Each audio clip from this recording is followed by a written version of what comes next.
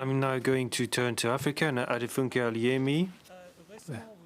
Adefunke, recently you were recognized as one of the most influential people of African origin in the whole world, and you're bringing a unique viewpoint to the discussion because of your position as a representative of African Airlines, but you're also working with the African Union and other pan-regional associations. So my question is the following. This situation of aviation and climate change, is it as important on the agenda in Africa as here in Europe? And if such is not the case, does this mean, however, that governments and airlines in Africa have not taken commitments on this question? I hope that you got the translation.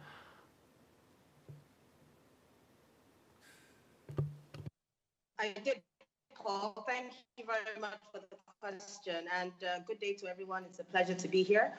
Of course, there are many issues that African governments face in terms of socio-economic agendas, things like healthcare, food security, and so many other challenges in terms of its developmental agenda. However, aviation and climate change has stayed quite high on the agenda of many African governments, in fact, most African governments, largely due to the manner in which African governments are organized under the banner of aviation.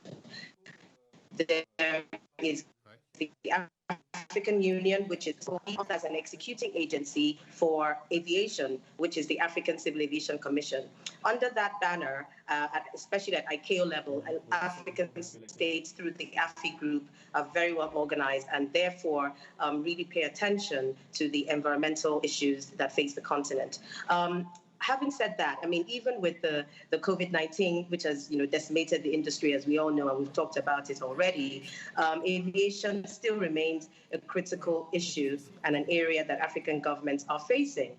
And we saw a good example of that. But before I go into the specifics of what African governments are doing today on aviation and climate change, let's just talk briefly about what aviation contributes to African economies and to African people. Not only does it serve as a superconductor for a continent like Africa, which is huge in terms of geographical mass, what you see on the map is not representative of the size, but in addition to that, it also helps to connect people in terms of their livelihood, the ability to trade, the ability to go and work in other places, the ability to go and trade in other places. And these are fundamentals for African people.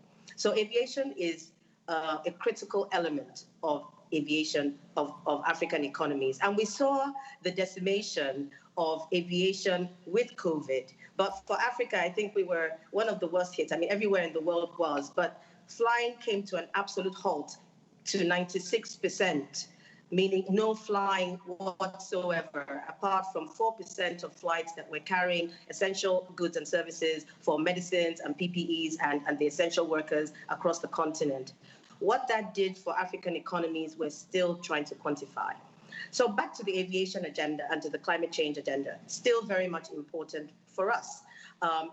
We recognize the economic contribution, which was 7.7 million jobs before COVID-19 and 62 million USD in terms of economic activity. But now to CORSIA. During this period, we also recognized that there was a need for us to address the measure and the threshold in terms of time of what had been agreed at ICAO.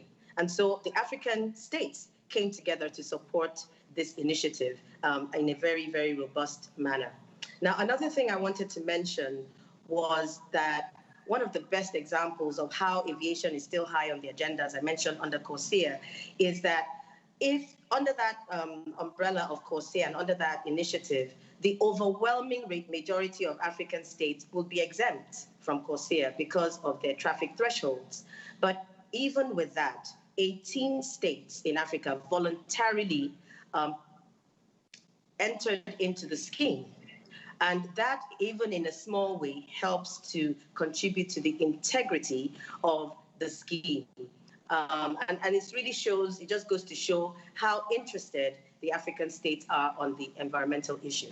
On the airline level, just as I wrap up on this question, we have the example of Kenya Airways, which was the first airline in Africa to pioneer an environmental initiative through its own voluntary carbon offset program, where even years before the COSIA was globally adopted, it was already allowing passengers to pay for carbon offsetting with practical and actual initiatives in different parts of Kenya, the country. Examples include a cotton manufacturing company and also contributing towards reducing the use of burning of wood for cooking. So these were some of the examples that we saw already. And in South Africa, we also saw some examples of the companies going beyond just the carbon offsetting, but also looking inward to see how they could also continue to address their environmental footprint through the IATA Environmental Assessment Program. Both South African Airways and Airlink at the time did this. So these are just a few examples to show that aviation and climate change remain intertwined and remain quite high on the agenda for both African governments and African airlines. Over to you. Okay, merci, Adefunke. Thank you, Adefunke. It's really important for us to hear that at the African level, this subject is still very, very important. I will